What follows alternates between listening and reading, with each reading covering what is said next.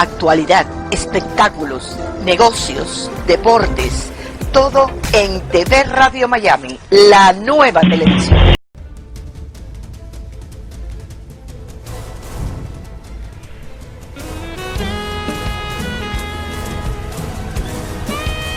Agustín Rangugni, un periodista sin libreto.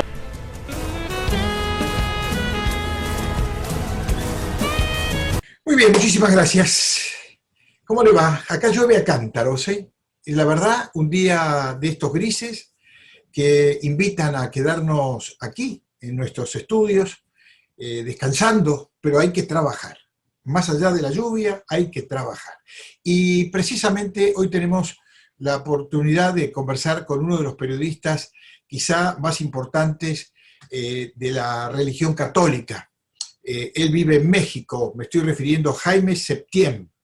Tiene como apellido segundo la palabra Crespo, que me trae buenos recuerdos, porque yo nací en Buenos Aires, en la zona de Pompeya, en la calle Crespo.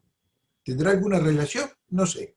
Se lo preguntamos. Jaime, ¿cómo te va? Un gusto de saludarte. Buen día. Igualmente, Agustín, no creo que tenga ninguna relación. Habrá sido algún prócer argentino de apellido Crespo o algún emigrante Andás a ver.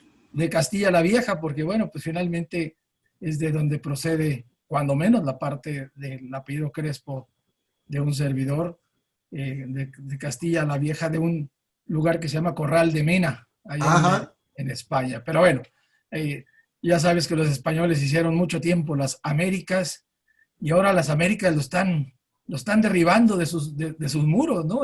Empezando por el descubridor del nuevo continente, ¿no? De Cristóbal Colón, pero bueno, esa es otra historia. Hablando de Cristóbal Colón, y nada más que para redondear esa mención que haces del que durante muchos años fue el que hizo posible el desarrollo de muchos países, entre ellos Argentina y tantos otros, ¿no? Pero bueno, el descubridor de América. Ahora, hay todo un movimiento que trata de desmentir toda esa historia que conocimos en la escuela desde chiquitos. ¿En México pasa lo mismo? Sí, claro, claro. Recientemente la jefa de gobierno de la Ciudad de México, la señora Claudia Sheinbaum, hizo retirar una estatua histórica. En Argentina lo mismo.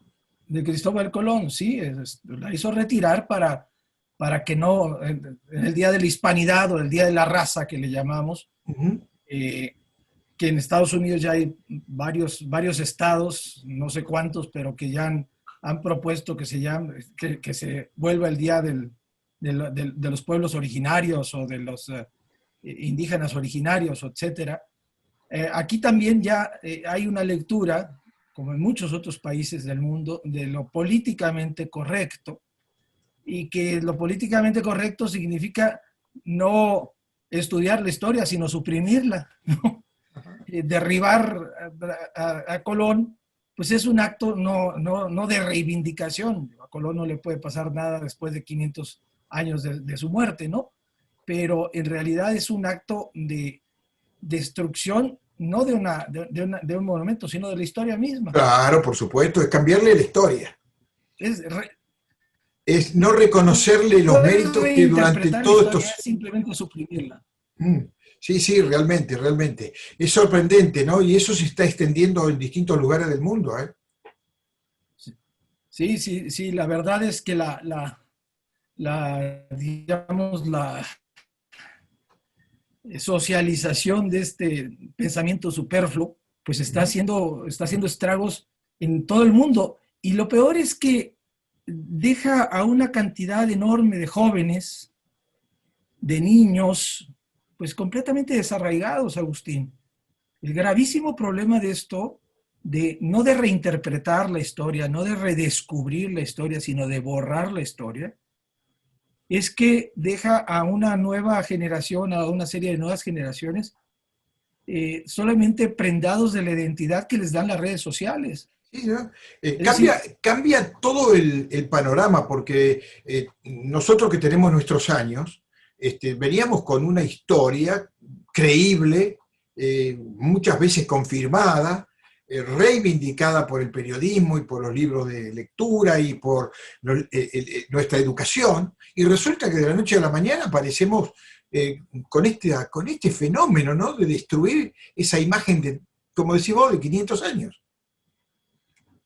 no solamente parecemos antiguayas, sino nos sentimos como antiguayas, nos sentimos hablando un lenguaje que nada tiene que ver con este lenguaje ansioso, perfectamente construido, inmediatístico, en el cual solo es bueno lo nuevo, solo es válido lo de hoy y solo tiene vigencia, desde luego transitoria, lo que emana de la ciencia, de la tecnología, de la actividad industriosa del hombre, y no aquello que el hombre ha construido. Es decir, es imposible que tú y yo estuviéramos en este momento, tú en Miami, yo en Querétaro, en México, hablando de estas cosas si Colón no hubiera existido.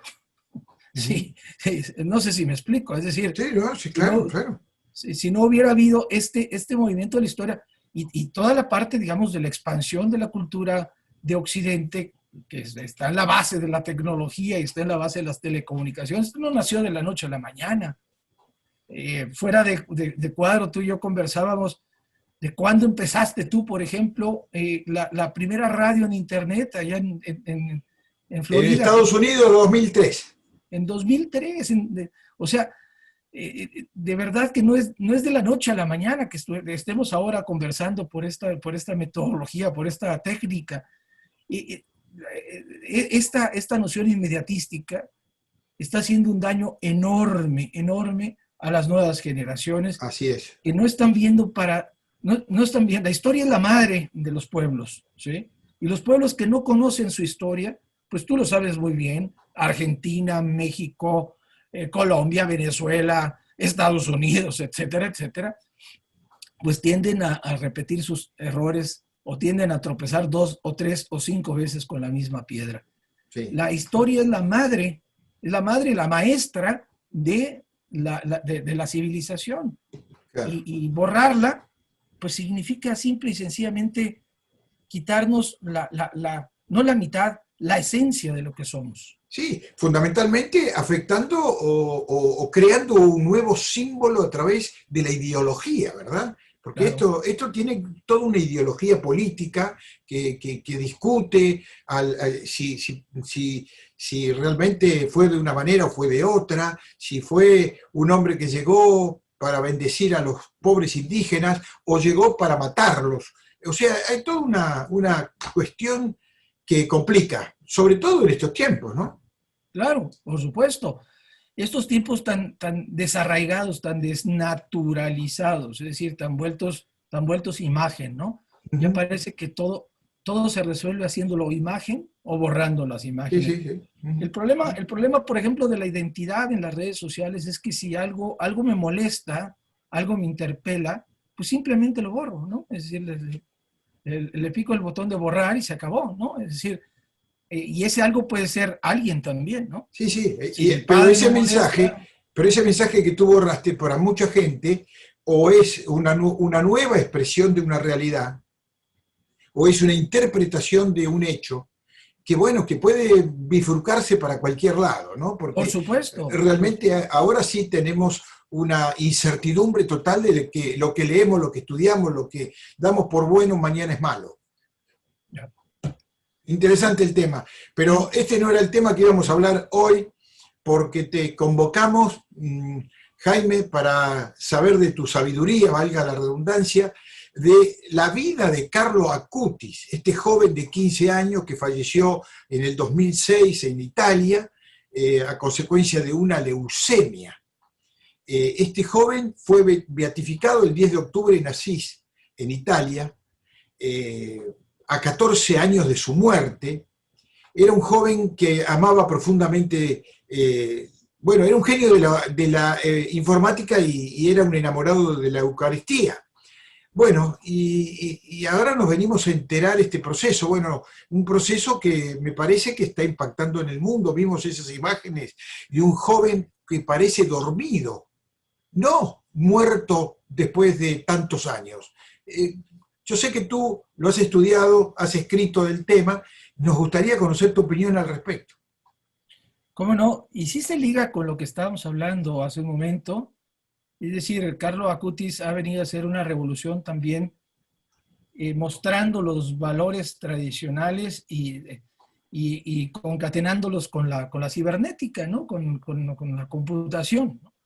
Es decir, ha sido o está en proceso de ser nombrado como el patrono de la Internet, ¿no? Por parte de la Iglesia Católica.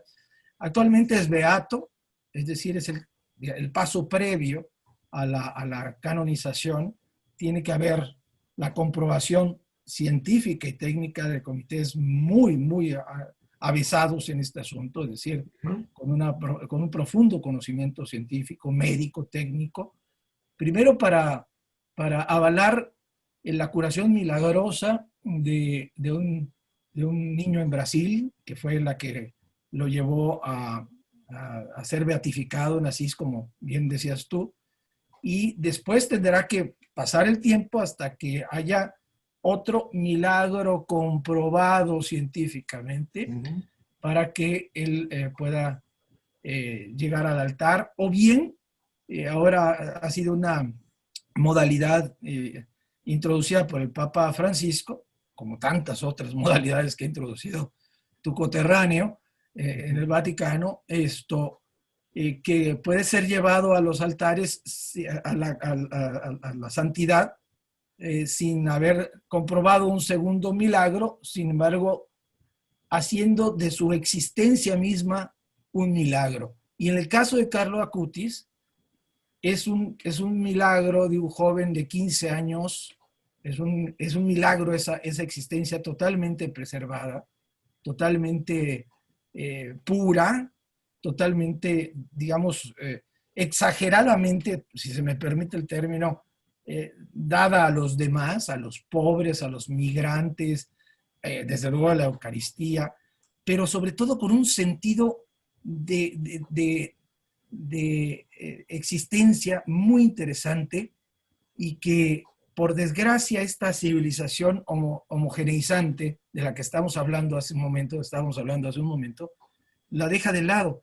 Él tiene una frase dentro de sus 15 años, uno en 15 años seguramente, lo digo por mí, pues seguramente en los primeros 15 años de mi vida no pronuncié ninguna frase interesante, pero él tiene muchas frases muy interesantes, pero tiene una que me parece que es fundamental, no solamente en el universo cristiano, sino en el universo en general de los jóvenes. Hay que recordar que Carlo Acutis es el primer beato millennial digamos, de la historia de la iglesia, ¿no? Es el primer millennial y beato. Pero tiene una frase muy importante que dice, todos nacemos originales, pero muchos, la mayoría, mueren como fotocopias. Wow. Es decir, todos nacemos con una originalidad impresa en nuestra alma, con un sentido de la misión, de la existencia, de la capacidad de ser distintos y de aportar con esa distinción a la riqueza humana. Pero poco a poco, esto que vamos llamando la vida adulta nos va guiando, nos va llevando, nos va poniendo directamente en la perspectiva de una situación homogénea. O somos iguales o estamos perdidos, ¿sí? Antes, decía una canción que alguna vez escuché de una jovencita en España, primero muertos que iguales, ¿no? Claro. Primero muertos que distintos, perdón. Primero muertos que distintos. Es decir, la distinción, esa capacidad de ir contracorriente, de sabernos originales, de sabernos únicos, de sabernos singulares, es una cuestión que se va borrando con el tiempo y la mayoría de nosotros morimos como fotocopias, ¿no? Es decir, como copias Xerox que nos parecemos unos a otros. A otros, sí. Y esa es una frase fundamental de Carlo Acutis. Sí. Ahora, evidentemente este chico ya venía forjando lo que iba a ser su historia y quedar para la posteridad, tal cual como lo estamos viendo ahora, porque en su momento, después de haber tomado la primera comunión, estaba leyendo sobre este tema, se convirtió en ayudante de la parroquia a la que concurría y dijo que quería ofrecer todos sus sufrimientos por el Señor, por el Papa y por la Iglesia. O sea, ya estaba vinculado a tener este destino, parece, o que él ya se sentía identificado con la Iglesia de una manera muy especial. Decía otra de sus frases que la Eucaristía es la autopista que lo lleva a uno al cielo, ¿no? Es decir, es la vía rápida. Sí, sí, sí. Es el highway, ¿no? O el freeway para llegar al cielo, ¿no? Es decir, es la autoestrada, que dirían los italianos, maravillosa para llegar al cielo. ¿Y qué es la Eucaristía? Y esto es bien importante que lo entendamos y que lo expliquemos, no para hacer proselitismo, sino para mostrar la belleza de la Eucaristía y del catolicismo y de la Iglesia fundada por Cristo. Que la Eucaristía no es otra cosa sino una acción de gracias. Es decir, el pan que se parte en la comunidad, en la Iglesia, es el pan que se reparte a los pobres. Entonces, no hay Eucaristía sin labor social, por decirlo de una manera muy simplificada. No hay fe sin obras. Y entonces esa vinculación de Carlo Acutis, temprana, y esa intuición de Carlo Acutis, tan temprana, tan fresca y al mismo tiempo tan profunda, ciertamente es milagrosa, ciertamente es muy complicado encontrar en el ambiente actual alguien que a tan corta edad piense de esa manera tan profunda. Pero es que no es tan profunda. Solemos pensar, Agustín, que nos ahogamos en la profundidad, y en realidad donde nos ahogamos es en la superficialidad. Siendo superficiales nos ahogamos. Carlo Acutis decía con toda claridad este tema de que repite el Papa Francisco una y otra vez, ¿no? Es decir, no puedes ir al templo, no puedes ir a la iglesia, no puedes ser ayudante de la parroquia, ¿no? Si al mismo tiempo te desentiendes de tu hermano, sea quien sea tu hermano, sea musulmán, sea campesino, sea ahora en la encíclica Fratelli Tutti lo pone el Papa con toda claridad, ¿no? El Papa Francisco. El samaritano es tu hermano o tu hermana, sea quien sea, ¿sí?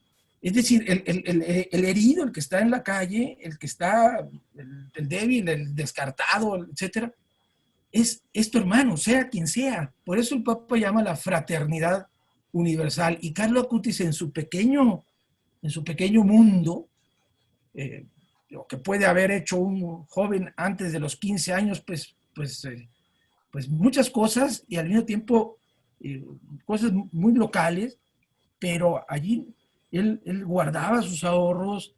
¿Para qué? No para darlos no para entrar en una rifa y ganarse un Xbox, ¿no? Sino para ayudar a quien lo necesitaba, y que él conocía en su camino a la escuela. Pues todos los chicos van a la escuela, antes de la pandemia, van a la escuela y regresan de la escuela, y en el camino se encuentran gente pues de todo tipo. Él era feliz llevando esta parte de la Eucaristía en obras con los más necesitados, pues de Milán, de donde él vivía, del propio Asís, a donde iba muy a menudo, y donde creo que su familia tenía una casa, en Monza, donde finalmente eso fue donde murió.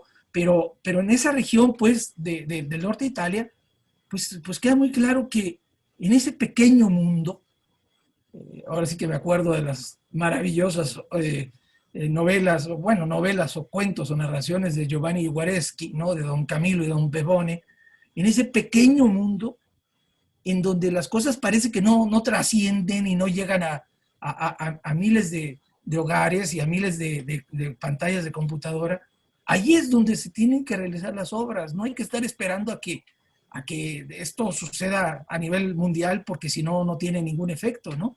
Uh-huh. Ahora, como el Quijote fue escrito en una región tan pequeña como La Mancha, pues Carlo Acutis estuvo en una pequeña región del norte de Italia, y de pronto pues ha sido una revolución para el corazón del mundo y para el corazón de la catolicidad, una revolución que el Papa Francisco ha sabido leer perfecta y absolutamente, y que de alguna u otra forma ha sido la revolución de el mismo Papa que ha pedido a los jóvenes que armen lío. Que armen lío, sí. No que pintarrajeen paredes, no que pintarrajeen paredes y tumben estatuas de... Que hagan lío. Sino que armen lío con los descartados. Uh-huh. Uh-huh. Acutis fue declarado bendecido por el Papa el 10 de octubre y muchos se han preguntado si va camino a atribuírsele como una especie de un bienaventurado, como que esto puede ser el camino a un milagro, a considerarlo como un milagro. Yo creo, vamos, lo que yo puedo pensar de este proceso es que 14 años después de su muerte es un tiempo récord, diría yo, para su beatificación. Pienso que su canonización será muy pronto por el impacto que está teniendo a nivel mundial. A ver, los milagros no los hacen los santos o los beatos, no. Los milagros los hace Dios por intercesión de los santos o de los beatos. Es decir, si yo soy devoto de, qué sé yo, San Francisco de Asís no me va a hacer el milagro, porque eso es lo que piensa mucha gente en la religiosidad popular. No. San Francisco de Asís no me va a hacer el milagro a mí. Los milagros los hace Dios por intercesión del santo al que yo le tengo una devoción, no por ser el santo de yeso, sino por sus obras y por su santidad de vida, ¿no? Por sus virtudes heroicas, ¿no? Entonces, yo creo que digamos, la devoción a Carlo Acutis, que no es el culto, es muy diferente el culto a la devoción. La devoción a Carlo Acutis se ha esparcido ahora sí que por internet a todo el mundo. Claro. Y muchos jóvenes, ¿sí? Pues muchos jóvenes podrán tener ya no a ese santo que fue santo desde chiquito, no esa imagen que muchos piensan de la santidad como algo, como esos figuras de bulto que están en los templos o de las estampitas, ¿no? Sino alguien muy concreto que vestía tenis Nike, sudadera con el Just Do It, etcétera, etcétera, que traía la mochila para ir a la escuela, y que usaba las mediaciones técnicas de su tiempo, pues para hacer programas para el bien, ¿no? Es decir, para programar para el bien, es decir, usaba la computadora para el bien. Una de las cosas que me decía mi mujer que es digno de ser, digamos, puesto en relieve, es que cuando revisaron, digamos, todo el historial, todos tenemos un historial en nuestra computadora, ¿no? En nuestro ordenador, no había una sola página pornográfica en el historial de Carlo Acutis, ¿no? Una sola, nada. O sea, nada que pudiera decir, caray, pues sí visitó esta página de tal o cual cosa, ninguna. Ni de casualidad. Decir, no es casualidad, evidentemente. No, ni de casualidad. No, y no es casualidad, es decir, había una idea del uso para el bien. Es que la pantalla puede ser un mecanismo extraordinario, un mecanismo extraordinario de comunicación, etcétera, etcétera, pues si lo usamos para el bien. Pero si lo usamos como nos dicen que debe ser usada, pues evidentemente esto genera, porque somos hijos de una enorme situación comercial en el mundo, ¿no? Y nos han vendido una serie de leyendas que finalmente, leyendas urbanas, le llamamos, claro, que finalmente nos hacen usar las cosas incorrectamente. Jaime, se nos está yendo el tiempo y quiero hacerte la última pregunta porque ya nos van, se nos acaba prácticamente y no quiero que se corte. ¿Qué posibilidades hay que así como están las cosas, y vaya a saber cuándo, pero qué posibilidades hay de una canonización? Pues mira, no lo sé, la verdad son procesos que no te podría decir que tienen una temporalidad, pueden pasar muchos años, pueden pasar pocos meses, no lo sé. Pero de que el suceso de la beatificación de Carlo Acutis ha sido una noticia internacional, y sobre todo la exposición de su cadáver incorrupto en Asís, pues me parece que es una muestra de que la religión sigue viva y que las civilizaciones tienen que entender que una civilización sin religión es una civilización muerta. Interesantísimo. Jaime, muchísimas gracias por esa reflexión. Te mando un cordial abrazo. Realmente nos has dado una visión bien amplia para entender este suceso. Muchísimas gracias. Hasta cualquier momento. Hasta pronto, Agustín. Gracias. Saludos. Un gran abrazo. Hacemos la pausa. Venimos enseguida.